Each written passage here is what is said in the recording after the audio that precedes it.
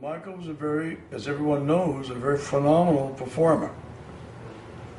If they have as good a voice as Michael and can accomplish 3.5 octaves, actually 3 octaves in a minor sixth, they used to vocalize him. And with all that dancing, 21, 22 songs, full out dancing, and maybe a couple of ballads. And I used to vocalize him on tour 3 times a day, 12 to 1, 4 to 4:30, and 8:15 to 8:30 before he went on. So if he was extravagant one afternoon, I'd put him back in and tell him where the mistakes were, tell him where not to do it, and he would go back and he would, revitalize his connection, and bingo, off he'd go. When did you start coaching him? 32 years ago. 32 years ago. How was your first meeting? Do you remember the first meeting? Yeah, first meeting, I went. We were going to go up the front door, and the carpenter said, "No, we're putting in new stairs, so you have to go up over the roof." I said, "What?" "You have to go up over the roof." So they gave us a ladder. We crawled up the ladder, walked across part of the roof, and there were a couple of steps up, and there was a door. So I walked over, knocked on the door, and this voice says, "Hello." I said, "Is that you, Michael?"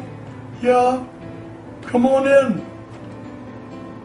So I came in, and there he was, holding a chimpanzee by both rear feet, and with a washcloth he was cleaning up his butt and put a diaper on him.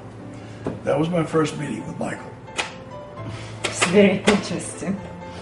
And I taught him in his bedroom all the time because he was very comfortable there, and he had all of his toys and things like that around him.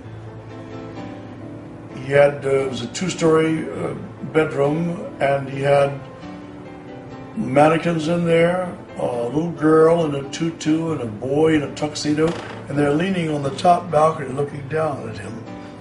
Pinocchio was hanging on the stairway up to the balcony, and if you hit him, he would bounce up and down.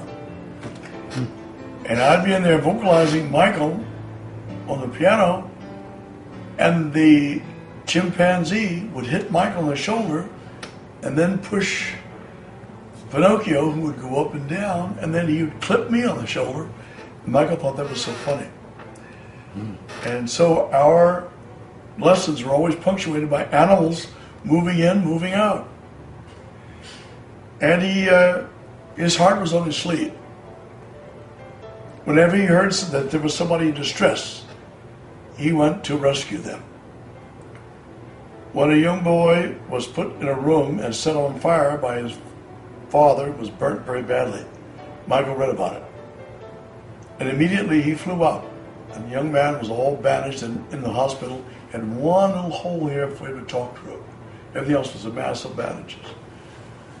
And he said, "I don't know what I'm going to do. What am I going to do?" And Michael said, "Don't worry. I'll take care of you for the rest of your life." And he did. He always had something for that fellow to do. What is your favorite memory of Michael Jackson? There were so many. Mostly, they had to do with his heart. He had a great heart. He went everywhere that somebody was in trouble. He went and shelled out money to buy what they needed or to fix their lives.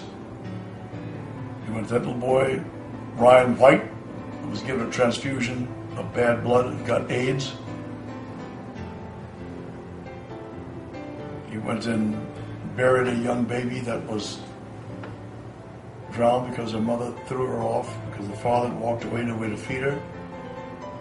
So that baby was thrown in the river, whatever, off the bridge. And the little brother was thrown in the bridge, and the woman jumped in. But somebody was able to get the mother and the other child, but the baby was drowned. Michael read about it immediately. He went down to Long Beach. And everyone was waiting for the funeral. So the father had come back. We saw the trouble he'd caused, and away his infant son's death or whatever. And someone said, "Why isn't this funeral started?" He said the person paying for it hasn't gotten here yet. But at that time, up came a limo, and who stepped out? Michael. No matter where we were in Liverpool.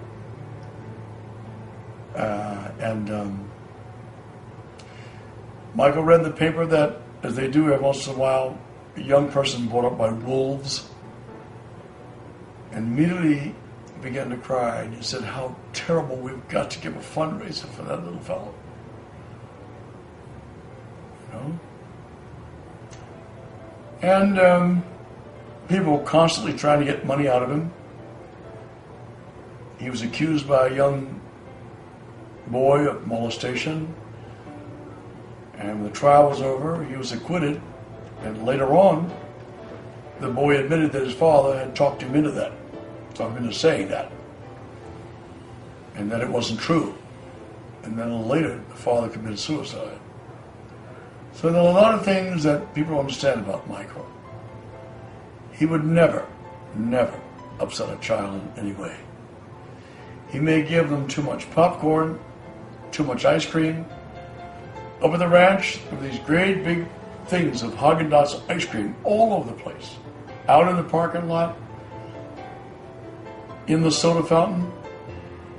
I used to go out there early with no breakfast, just to go to the soda fountain and have a big dish of Haagen-Dazs for breakfast. And every year we would take all the kids and the parents up to Neverland Ranch.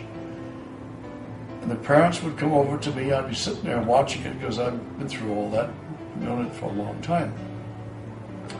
I was with him when he bought that place. And they would come up with tears in their eyes and say, "Where have you taken us?" And I said, "I'm taking you to your childhood. I'm taking you to Neverland. This is where Peter Pan is."